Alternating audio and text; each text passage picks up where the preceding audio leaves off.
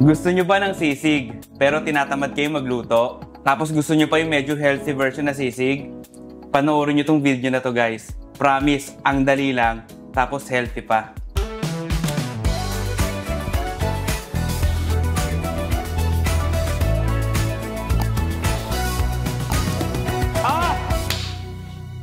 Napakadali lang lutuin ito guys. Gawin muna natin tong sisig sauce. Mayonnaise.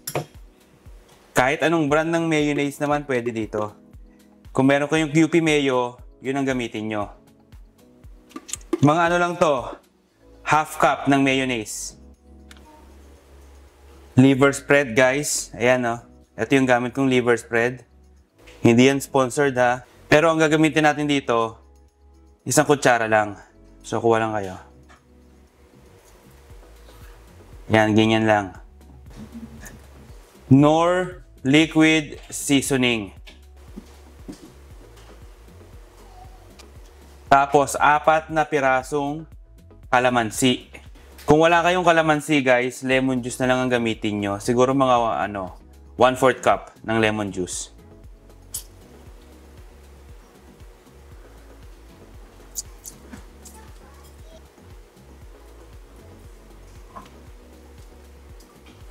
Tapos haluin nyo lang. Ayan, okay na to guys.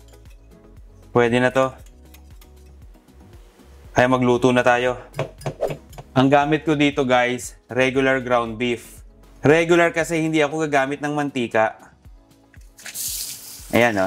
Maganda kasi yung meron pa siyang taba. Para yun na yung pinakamantika nyo.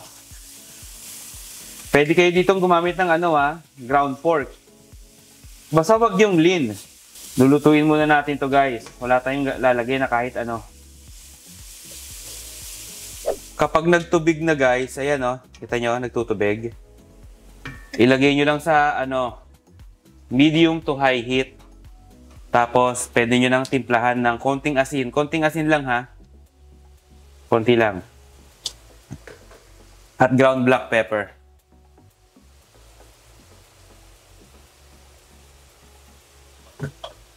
Yan. Tapos halu-haluin nyo lang. Hanggang sa medyo matusta tong ground beef. Kapag medyo tostado na guys, ayan o, tingnan nyo. Kapag ganito na yung itsura ng ground beef nyo, o kaya ground pork, kung gamit nyo ground pork, ilagay nyo na sa low to medium heat yung kalan. Yan. Tapos, lagay nyo na yung onion and garlic.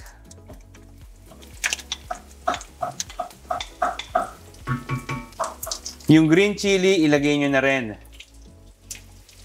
Tapos, konting halo lang to guys ha. Kasi ang maganda rito, medyo malutong pa yung yung sibuyas at sili. Huwag nyong lutuin masyado.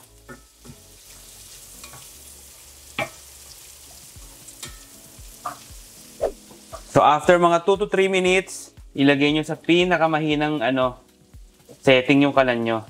Or pinakamahinang apoy kung gamit nyo yung gas. Pwede na nating ilagay yung sisig sauce.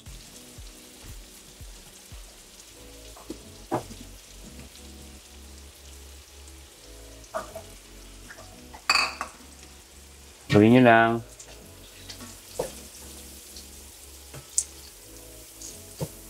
Kung gusto nyo maglagay ng itlog, ayan, maglagay kayo.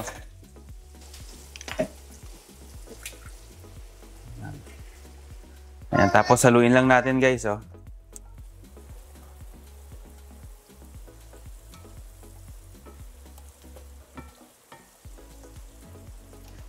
Diba, napakadali lang lutuin ito. Simpleng-simple lang.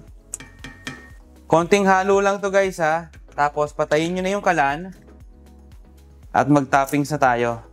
Ayan, oh. Lagyan lang natin ng spring onion. Ayusin muna natin. Spring onion lang. Tapos, ayan, pang-design na sili.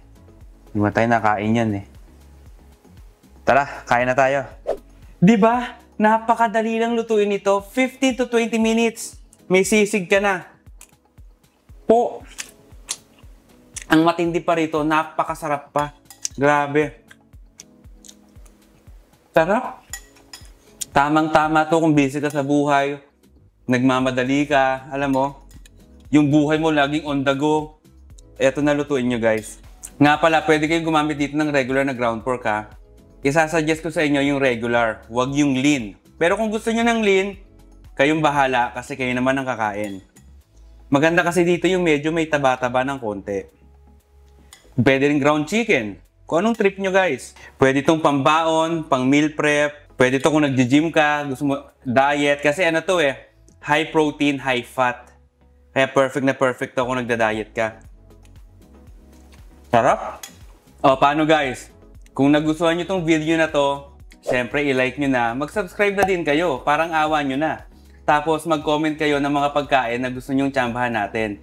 Basta lagi nyong tatandaan na ang luto, mas sumasarap yan kapag patsamba-tsamba lang. Paano? Kita-kita tayo next week. Sarap! Grabe!